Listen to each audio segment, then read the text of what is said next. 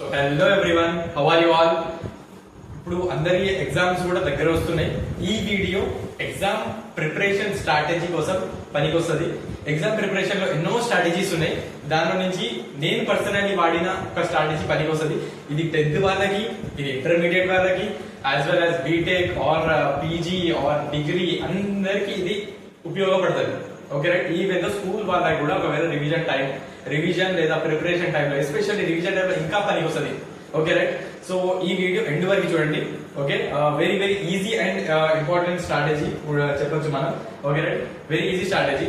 So examination రాగానే మనకి ఏంటంటే ఇంపార్టెంట్ క్వశ్చన్స్ ఒక లిస్ట్ మొత్తం ఇట్లా వచ్చేస్తుంది. ఓకే, కాకపోతే ఎస్పెషల్లీ డిగ్రీ చదివే వాళ్ళకి, వాళ్ళు బీటెక్ చదివే వాళ్ళకి ఏంటంటే లాస్ట్ మూమెంట్ లో వాళ్ళు ఆ క్వశ్చన్స్ మొత్తాన్ని ఒకసారి చదువుతుంటారు. ఎందుకంటే రెగ్యులర్ బేసిస్ లో వాళ్ళు కాలేజ్ లో అంత ప్రిపరేషన్ అనేది జరగదు. మరి ఈ టైంలో ఎలా ప్రిపరేషన్ చేయాలి అంటే, which I prefer, which I also personally used and I also preferred my students to implement in there examination. That is nothing but HEM strategy. What is it? HEM strategy. What is this HEM strategy?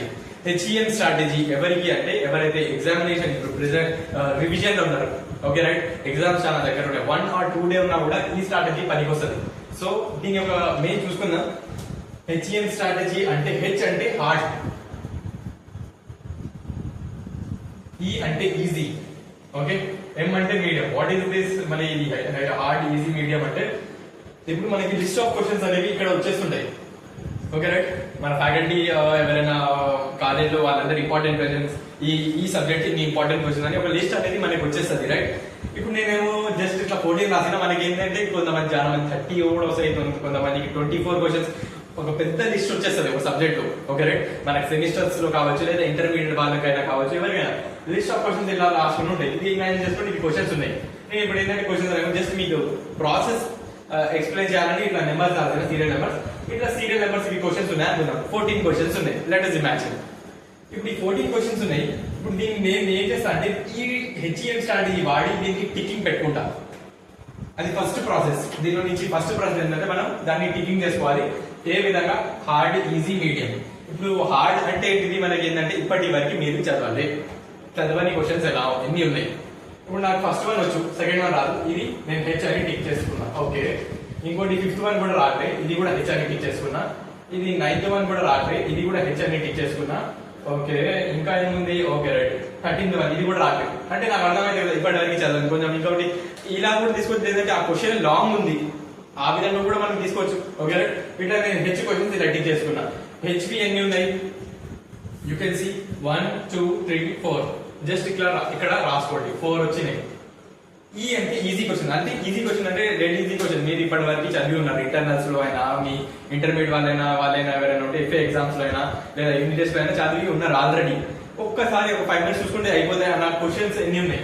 ఈ అని ఉన్నాయి. Okay right, ఇది నాకు వచ్చు, easy question. ఇది కూడా వచ్చు, easy. Okay right, ఇది కూడా వచ్చు. ఓకే, ఇది కూడా వచ్చు నాకు. ఓకే ఓకే, ఇది కూడా వచ్చు. ఓకే, ఇది కూడా వచ్చు. ఓకే రైట్, ఇవి ఎన్ని ఉన్నాయి ఒకసారి కౌంట్ చేసుకుందాం. 1 2 3 4 5 6. అంటే ఈ క్వశ్చన్స్ 6 ఉన్నాయి. ఓకే, ఇప్పుడు ఎం టైప్ ఎన్ని ఉన్నాయంటే, ఇక ఎం అంటే ఇది మీడియం అంటే మనకి కొంచెం వచ్చు కొంచెం రాదు, అది ఆన్సర్ అది కొంచెం ఒకసారి చూసుకున్నాం. కాబట్టి మళ్ళీ ఒకసారి కొంచెం టైం ఎక్కువ ఇచ్చి చూడాల్సి వస్తుంది అని అనుకునే క్వశ్చన్ ఎం అని టిక్ చేసుకోండి. అంటే ఎం ఉన్నాయి. ఎం ఇది ఎం 1 2 3 4 అంటే ఎన్ని క్వశ్చన్స్? 4. ఇన్ని క్వశ్చన్స్ అనేది మనకి లిస్ట్. టోటల్ చేసుకుంటే 14 క్వశ్చన్స్. 14 బరాబర్ ఉందా లేదా? రైట్, లెక్క ప్రకారం అయితే అది బరాబరే ఉంది. ఇప్పుడు మీరు ఏం చేయాల్సింది ఏంటంటే, ఈ టైమింగ్ ఇప్పుడు చూడాలి. ఇప్పుడు ఎగ్జామ్ ఎప్పుడు ఉంది? ఓకే రైట్, ఇంకా మీకు ఈ సబ్జెక్ట్ కోసం చదవడానికి ఎంత టైం ఉంది? ఓకే రైట్, ఈ వీడియో ఎండ్ వరకు చూడండి. దీని రివిజన్ కూడా మనం చూద్దాం, ఎట్లా రివిజన్ చేయాలి. ఇదైతే ప్రిపరేషన్ కోసం, యాజ్ వెల్ యాజ్ రివిజన్ ఎట్లా చేయాలి అనేది. ఇప్పుడు ఇలా మనం రాసుకున్నాం కాబట్టి హెచ్ కి కొంచెం నాకు టైం ఎక్కువ గుంజుతుంది. సో ఇప్పుడు నాకు దగ్గర మొత్తం కలిపి నేను అనుకుంటున్నా మొత్తం 1 డే ఉంది నా దగ్గర. 1 డేలో నేను జస్ట్ ఒక 7 hours నేను చదవగలుగుతా. 7 hours, ఓన్లీ 7 hours నేను చదవగలుగుతా. మరి అలాంటప్పుడు ఎలా చేయాలి? 7 hours ఉంది. ఓకే రైట్, ఇప్పుడు నేను దాని ప్రకారం ఇప్పుడు నేను హెచ్ క్వశ్చన్స్ ఉన్నాయి, నాకు హార్డ్ క్వశ్చన్స్ ఉన్నాయి, ఇవి ఇప్పటి వరకు చదవలే. ఓకే, ఇలాంటప్పుడు ఏం చేస్తున్నా అంటే దీనికి ఓకే దీనికి హాఫ్ అన్ అవర్ ఇస్తున్నా. పెద్ద క్వశ్చన్స్ ఉన్నాయి, ఇప్పటి వరకు చదవాలి. అంటే మీరు హాఫ్ అన్ అవర్ 30 minutes ఇవ్వచ్చు, లేదా 20 minutes, లేదా 15. కాకపోతే ఎక్కువ టైం అయితే హెచ్ క్వశ్చన్ లకి పర్ క్వశ్చన్ ఎక్కువ మినిట్ ఇవ్వాలి. ఇప్పుడు నేను పర్ క్వశ్చన్ 30 minutes ఇస్తున్నా. పర్ క్వశ్చన్ ఇది అంటే 4 into 30 మనకి చూసుకుంటే 120 minutes, అంటే 2 hours మనకి దీనికోసం వెళ్ళిపోతున్నాయి. ఓకే, ఈజీ క్వశ్చన్స్ నాకు వచ్చేస్తాయి. 5 minutes చూసుకుంటే చాలు. అలాంటప్పుడు నేను ఏం చేస్తున్నా అంటే into 5 per question 5 minutes, 6 5 30 minutes, అంటే హాఫ్ అన్ అవర్ ఇది అయిపోతుంది. 4 ఇదేంటంటే 15 minutes ఇస్తున్నా పర్ క్వశ్చన్. 15 లేదా 20 అని అనుకోవచ్చు మనం, మీ ఇష్టం, మీ ఎట్లా కన్వీనియన్స్ ఉంటే. ఇక్కడ నేను సరే 15 పర్ క్వశ్చన్ పర్ మినిట్ అన్నా అనుకుంటే ఇది 1 hour లో అయిపోయింది. ఓకే రైట్, ఇది 1 hour. ఇట్లా ఈ విధంగా 2 hours ప్లస్ 1 hour 3.5 hours లో అయిపోయింది. ఇంకా 3.5 hours ఉన్నాయి. ఇది నేను ఓవరాల్ గా చేసిన. ఇప్పుడు ఏంటంటే నేను ఇట్లా తీసుకున్నా, మీరు ఏంటంటే కొంచెం ఎక్కువ, ఇక్కడ ఏంటంటే క్వశ్చన్ తక్కువ ఉన్నాయి కాబట్టి ఇట్లా అనిపించింది. ఇప్పుడు కొంచెం 1 hour హాఫ్ అన్ అవర్ మిగిలింది అనుకోండి. ఇప్పుడు మనం దాన్ని ఒకసారి చదివితే దాన్ని ప్రిపరేషన్, మళ్ళీ ఒకసారి చదివితే దాన్ని రివిజన్ అంటారు. అదే రివిజన్ కోసం మనం చేసుకోవాలంటే మనం అట్లా రీఛార్జ్ అయిపోయింది. ఓకే రైట్, ఇట్లా ఇట్లా ఇట్లా టిక్ చేసుకుంటే ఒక ప్రాసెస్ ప్రకారం, ఒక పద్ధతి ప్రకారం మీ సిలబస్ అనేది కవర్ అప్ అయిపోతుంది, ప్రిపరేషన్ ఆర్ ఎనీథింగ్. ఇప్పుడు అయిపోయింది, ఇంకోసారి రివిజన్ చేసుకోవాలి. రివిజన్ చేసినప్పుడు నేను ఏం చేస్తున్నా, హెచ్ క్వశ్చన్ జస్ట్ ఒక ఏమంటారు 15 minutes ఇస్తున్నా. ఇక్కడ దీన్ని జస్ట్ ఒక 2.5 minutes ఇస్తున్నా రివిజన్ దగ్గర.